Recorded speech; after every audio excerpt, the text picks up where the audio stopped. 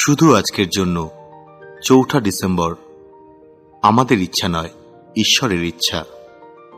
আমরা জানি যে আমরা যদি ঈশ্বরের ইচ্ছার জন্য প্রার্থনা করি, তাহলে আমরা যাই ভাবি না কেন, আমাদের জন্য যা সবচেয়ে ভালো সেটাই আমাদের দেওয়া হবে। বেসিক টেক্সট, পৃষ্ঠা নাম্বার ৪৪। এনেতে যখন আমরা এসে পৌঁছালাম, তখন আমাদের মনের কণ্ঠস্বর আমাদেরকে ধ্বংস করে দিচ্ছিল। তার উপর আর ভরসা করা যাচ্ছিল না। নেশাশক্তি আমাদের সমস্ত আকাঙ্ক্ষা, আমাদের মনোযোগ ও কিসে আমাদের মঙ্গল, সেই সব কিছুকেই বিকৃত করে দিয়েছিল। সেই কারণেই রিকভারিতে আমাদের চেয়ে বৃহত্তর এক শক্তির প্রতি আমাদের বিশ্বাস গড়ে তোলাটা খুবই জরুরি। যে শক্তি আমাদের নিজস্ব ধ্যান ধারণার থেকে অনেক বেশি সুস্থ ও নির্ভরশীলভাবে আমাদের পথ দেখাতে পারেন। কিভাবে এই শক্তির ভালোবাসার উপর ভরসা করতে হয় ও তার দেওয়া অন্তরের নির্দেশকে কিভাবে বিশ্বাস করতে হয়, তা আমরা শিখতে শুরু করেছি।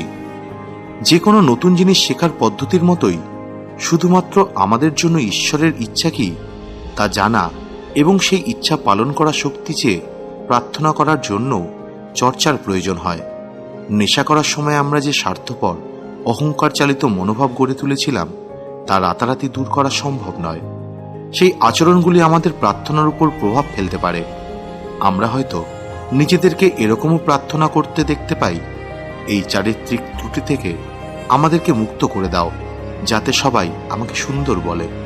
যত আমরা নিজেদের চিন্তাভাবনা এবং আকাঙ্ক্ষাগুলিকে সোজাসুজি মেনে নিই, ততই সহজে নিজেদের ইচ্ছা এবং আমাদের উচ্চতর শক্তির ইচ্ছার তফাৎ বুঝতে পারা যাবে।